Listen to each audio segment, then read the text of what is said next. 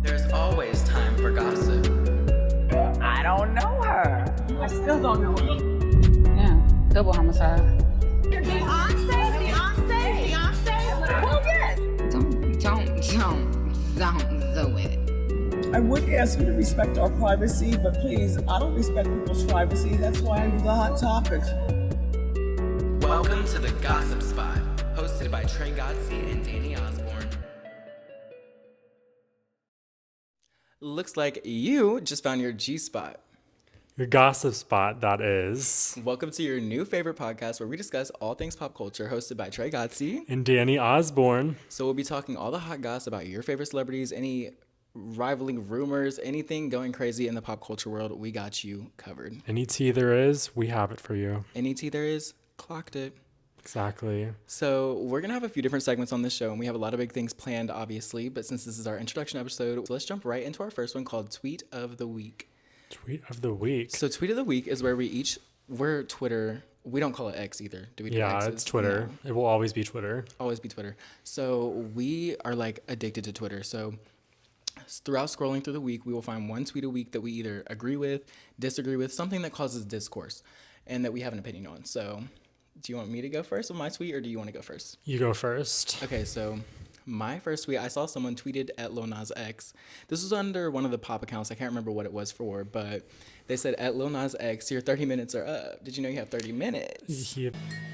Do you know you have 30 minutes? Are you kidding? 30, yes. Well, I mean, whoever said that, I'm sure is correct because, you know, the last song I remember from Lil Nas X was Industry Baby Let me get with comfy. Jack Harlow. I know, like, last year he put out that song, Jesus Christ. Well, yes. Couldn't tell you a single thing about it. Same. And that's why I agree with the tweet, I think. Because, like, and he also, not only the Jesus Christ song that flopped terribly and everybody was clocking his tea being like, you can't keep using Jesus and the devil and stuff to drum up publicity, but he dropped a recent snippet of a song. And, like, it was okay. Like, I could hear it playing in, like, the background of a Macy's or something, but it was just not it, and people were clocking him in the comments being like, your jig's up, like the jig is up. Yeah. Well, also, like, it was just so shocking whenever he announced that single because, like, the album before, it was all, like, devils and Satan and all that stuff. So for him to do, like, a complete 180 and switch it up and, like, go on this, like, big Jesus Christ thing and how he's being resurrected is just wild. Well, I mean, I do have to commend him, though, because when something doesn't work, he scrapped it and said, let's move on to the next thing. Yeah. So, I mean, he's fighting for his spot and relevancy, but will he get it? Not sure. We shall see. We'll be waiting. Would you be here for another, like, big Lil Nas X moment? I mean, I don't know because he has these songs that I really like. And then, like, I really love the song, like, That's What I Want. That was a hit. I love that one. But then, like, his very big songs, you know, like you have Old Town Road, you have Call Me By Your Name, like those songs I've heard so many times that, like, at first they were like so fun, but it's just a whole thing with like radio and stuff. When you hear it so much, it's just like, I don't want to hear it ever again. Yeah, that became overplayed. And yeah, and it's just like, you know, whenever the song comes out, I'm sure it will be a hit, but if it hits the heights that all of his like past songs have hit, I'm not going to be into it anymore. Right. Well, Danny, I think we've discussed enough about Lil Nas X. We gave him his 15 minutes of fame. I know. But what's your tweet of the week? So my tweet of the week, the news broke this morning. So it's Pop Crave reported this. It's basically about the Wicked movie. And Cynthia Erivo, she's playing Elphaba, the Wicked Witch. And so a little backstory on this. The Wicked Broadway poster, it's very infamous. Like, everyone knows it. You've seen it. And it's like the two witches and like spilling secrets and stuff. But, you know, so the movie's coming out soon and Cynthia Erivo, Ariana Grande, they recreated it. But they didn't do it exactly how the original poster was, the animated poster was. So there was fan edits online and they like warped Cynthia Erivo's face a little bit and the hat she's wearing to make it look more like the original Broadway art. Well, Cynthia did not like this whatsoever. She was not happy, you guys. Cynthia was not having it. She was like Well, she went on a big rampage on her Instagram story. She basically said all this stuff about how it's erasing her and stuff. She said, our poster is an homage, not an imitation. To edit my face and hide my eyes is to erase me. And that is just deeply hurtful. So I see where she's coming from to a point, but I think the whole thing is kind of a little bit of an overreaction, a little bit, just because, like, if you've seen what they did, they're acting like they cropped her entire face out. She's acting like they put a bag over her I head. know, and I'm just like, they didn't really do much. The only thing they did was, in the poster they recreated, like, Cynthia, like, sat there with, like, a straight face, like, just like this. Well, I think we can also all agree that the edited fan posters look better. Yeah. Where, like, in the edited one, they, like, gave her, like, a little smirk, because that's what's happening in, like, the Broadway cover. And they, like, moved the hat down a little bit just to recreate it. And, like, the only thing they did was they just covered her eyes and, like, they gave her a smirk. So it's just crazy that I see where she's kind of coming from for a point, but it's also just like, it's not that big of a deal. It's not There's that serious. more important things. They're acting like Cynthia's acting like she's getting death threats, I think. You know what this was?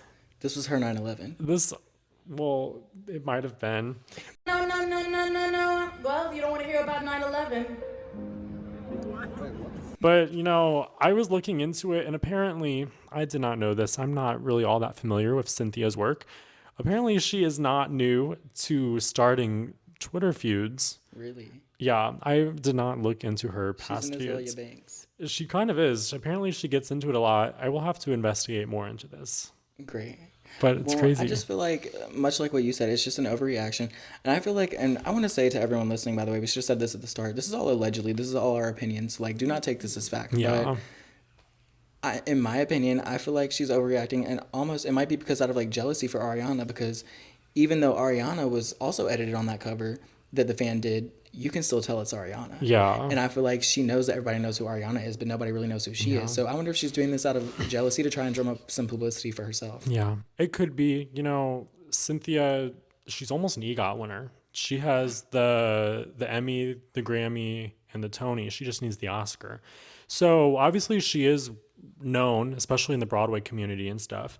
But, like, yeah, obviously what you said, though, it's true, though. Like, you can tell it's Ariana. And the picture they edited, you couldn't tell it is Cynthia in the picture. So Well, it's hard to tell who you are when nobody knows who you are to begin with. She also said, so there's also this thing with this poster going around, and if you watch the trailer, like, it's like Ariana Grande, she goes, "You're green." Well, Cynthia's also, like, upset because people are saying, like, is your meow green? Your meow meow. Yeah, and I'm like, I get where she was mad about that, because, like, that is sexualizing her and stuff. But I think it's hilarious. Like, it's this is funny, my though. thing. I feel like you will get farther as a celebrity if you embrace the memes that people make about you, if you Yeah. embrace the jokes, if you're in on the joke. Because it's always better to be in on the joke than to be laughed at and not know, Yeah, in my opinion. which, yeah, I feel bad for her in a sense, but also it's just like there's more important things to be upset about. Right. Rather than this. And, like, moral of the story is, it's not like she's being shunned from the movie or anything. Right. Or, like, You're still getting getting kicked out of the publicity for poster. Exactly. So, whatever. Great. Anyways, we will be segment. seated for Wicked. I won't, but you will. I'll be seated for Wicked. Anyways, So let's move on to our next segment. next segment. Let's do some hot topics. Hot topics. This is an ode to Wendy Williams. We're paying homage to Miss Williams because we love Miss Wendy. We love Wendy. We hope she is getting better by the day. She definitely is, you know, and this isn't one of our hot topics of the day, but we were talking about this last week. So if you didn't know, Wendy has, what is it, dementia? I think it's dementia. Dementia. And, you know, she's not remembering things and stuff, but with all the P. Diddy drama going around and stuff, she did remember. She used to say, like, oh, I don't trust that P. Diddy, something's off there. And you know what? She remembered. She remembered that whenever the news broke, like, 2 weeks ago about him. And, you know, that one tweet did read, Yes. if someone with dementia, Remembers your crimes, then you are cooked. you are cooked, you're And toast. I fear you are bones, Mr. Diddy. See you in Because jail. that is so true, though. If someone with dementia who literally cannot even remember her own family members remembers how heinous your crimes were, then you are cooked. You're toast. You're toast. You are done for. You are buttered Chair. toast. Electric chair. Exactly. So what's your sentence for her? Electric chair. But let's jump right into our hot topic. So I'll start this one off. We have a little bit of new music this week, not too much, but Glorilla dropped her long-awaited debut album, Glorious. And I have to say, I'm in love. Like, this has to be one of my top 3 albums of the year. Y'all already know I love the rap girls, so I'm tuning in for whatever they drop. I think Lotto had a really good album this year, who is also featured on Glorilla's album. But Glorilla dropped this, and it's almost like a 90s, like an ode to the 90s. It's like the cover of it was very 90s.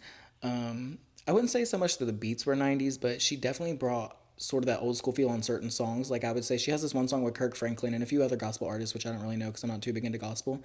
But it's something different for Glorilla. It's something changing. And I think she definitely beat the, like, fall-off allegations. Because for a long time there, people were saying Glorilla fell off, because she had FNF, she had Blessed, and then she had Tomorrow 2 with Cardi B, and then she went quiet for a little bit. So people were like, oh, Glorilla fell off. Well, I think she definitely came back swinging because this album is doing a lot better than expected. Didn't you say like she's out charting like what Ice Spice She's- and JT like Well, yes, with that's what I was numbers gonna and say stuff? Is that it's predicted right now because we're still in the first tracking week, but it's predicted to go, I think, number 5 on Billboard right now, and then also sell around 60 to 70,000 copies first week, which is outselling Ice Spice, it's outselling JT, outselling Lotto, outselling Megan Thee Stallion. If she reaches 70,000, she's outsold Megan Thee Stallion, which is crazy to me because Megan Thee Stallion always touts about having 3 Grammys and how she's the it girl, but yet you're getting beat She by might be Glorilla. outselling some of these pop girls. But- Katy Perry. Well, yes, but I love Glorilla. That's my hometown girl. I always got to rep the 901, so I love her. Anything she puts out, she can do no wrong in my eyes. But this album genuinely was good. She has a T-Pain feature on there that I love. She has a Money Long feature on there that I love. Although I will say the Money Long feature, some of the lyrics were a little bit corny, but the singing was good. So I don't know. I'm really tuned in for this album, and I'm really excited for it. I'm going to keep bumping it in the car. We'll see what happens. We'll see store coming soon. Well, yes. And she also did drop a few music videos, which were also good. Like the music video for the song she did with Sexy Red, which was sampling Wipe It Down by Boosie. That video was really cute. They had like matching little outfits. It was cute. Yeah. I'll have to check it out. I've heard a few songs in the car and stuff. Well, yes. So I do get what you mean though with like the old school vibe and stuff. Yes. It definitely has that feel to it. I love the cover. So another new music release. You know, this past week there wasn't really much new music at all. You know, we are used to like every single week, like over the summer, every single week, new music's dropping. Right. Right now we are in like nowhere. Nothing's happening. But It's fall. They're like, we're going into hibernation. But another big release was Charlie XCX. She put out the Brat remix album, which before I talk about that, I want to get into how Charlie XCX really had a resurgence this year, which is crazy because, you know, 10 years ago, she had some big hits. You know, she had Fancy, she had Boom Clap, she had I Love It and stuff. And then, you know, she's a household name. Everyone knew who she was, but you didn't really... I wouldn't say that. Well, I thought so. I mean, I knew who she was in my house. But, like, it was just crazy, though, because, like, you would hear the name everywhere, but, like, you didn't know the songs and stuff. And it wasn't until this year when the album came out, Brat, where everyone was like, oh, my gosh. What do you think it was that made Brat Summer blow up as big as it was? I feel like, well, the album cover is so simple. It was just the lime green with the word Brat on it, but It's almost like anti-pop. yeah, you don't It's really like anti-everything you know that a pop star would do. yeah, you know, like you don't see artists really do that anymore. So just having the word Brat on an album title, like on the cover and stuff, is just wild. And, you know, she would always put out like little remixes and stuff with people, and I think that really drew traction to it. I remember the very first one was with Addison Rae, which I remember seeing that all over TikTok. And then she put out a remix with Lorde, which like Lorde's a pretty big name. Right. And then she put out a remix with Billie Eilish, who is one of the biggest stars right now. Right. And, then there was a big trend on TikTok. There was the Apple dance that everyone was doing. And, that really kind of solidified it being like probably the album of the summer, I guess, because everyone knows now dance. in the music industry, you have to have a TikTok hit to be popping. And she had that. So, it's just crazy though that she just got so big out of nowhere. And she's also on the tour with Troy Sivan right now, the Sweat Tour. And I keep seeing it on TikTok and Twitter and everything like that. So obviously she's doing fine. Like 2 years Her bank account is not hurting. I know 2 years ago, like I remember seeing videos and I'm just like, oh, this poor girl. Like she was there at the top and then went down, but she's going back So up. it wasn't like she was really forgotten along the way, because she had her niche little fan base that would follow her around with like the Crash era and stuff like that. But this one, she just really came out the gate swinging. I know, she definitely did. But I want to talk about though, because like she would have 2 years ago, like she would have features with like smaller artists, like I know she had a song with Cupcake. She had a song with like Cupcake. Lizzo before Lizzo got really big and stuff. And Lizzo's always been big. But now she's like on her new remix album, she's getting these big names. We have Ariana Grande, Billie Eilish, there's Lorde, and there's even Tinashe, and there's Kesha. There's some big names on there, and it's just like 2 years ago I would have been like, that's crazy that someone as small as Charlie XCX is pulling these big artists on there. Yeah. Well, along with Brat Summer, it was the pop girls year this year, because Sabrina Carpenter blew up into huge heights we've never seen. She's a similar case to Charlie, where it's like people knew who she was. People knew that she did music, but it was never that big until Espresso and Please, Please, Please in this album. And then also along with them, Chaperone came out of absolutely nowhere and is getting the biggest festival crowds that like we've seen since freaking the Beatles and Woodstock. And it's crazy because like with Chapel Roan, I saw her live whenever she opened for Olivia Rodrigo, and obviously she has the song Hot to Go. Everyone knows the dance. And when I saw her live there, no one's standing, no one's doing the dance. 2 months later, she's at Coachella and everyone's doing the dance in the crowd, and her audiences just keep getting bigger and bigger and bigger. Which is insane. It's wild. I didn't know there was that many gay people in the world. And and they all come and they will all do the dance with her. Like, what was the one that was people were like on the bridge? What festival was that? That was that Lollapalooza? I don't know. It wasn't Lala. It was Govball. Govball in New York. She was dressed as the Statue of Liberty. Well, that's the crowd, like videos from the crowd that I saw on Twitter that I was like, wow, this girl is like somebody that I really need to check out, because this is insane. People, first of all, the crowd looked insane. It was so many people. Just so many people. And then on top of that, people were like lined up on the bridges across the city just trying to get a glimpse of her. And it's like, this girl really did her big one. She came from like 0 to 100. To a million. Like, it's wild. Good for Chapel, though. Good for them. I know that the spotlight is not always for her. She has her ups and downs. She has her moments. So much drama recently. So much. And she cancels shows because of mental health and stuff, which you got to do what you got to do. But also, it's like, oh, Chapel. Well, I'm a firm believer in like celebrities are people too, which is why I'm not too big on like cancel culture, because everyone makes mistakes. If you were to do something that a celebrity did and got canceled for, nobody would care about you.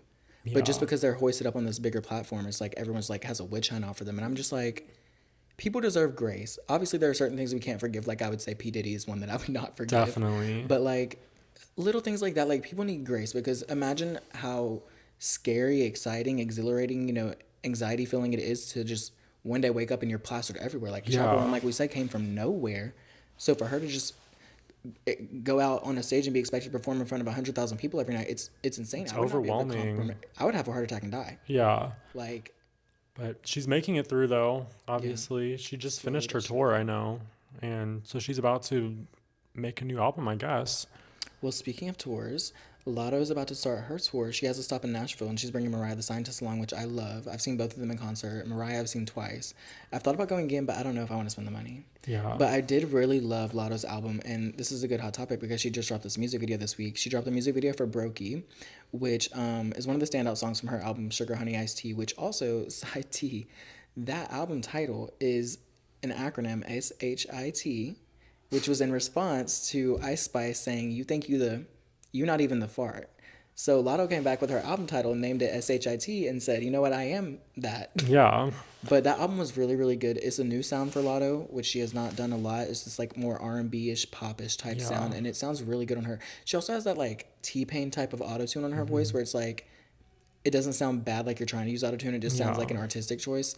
And it was a really good album to me. So she dropped the video for Brokey, which basically just calls out these people for being broke. And the music video was so cute though. And it had sponsors in there, which I miss seeing sponsors in YouTube videos because it's like, that's so 2014. Yeah.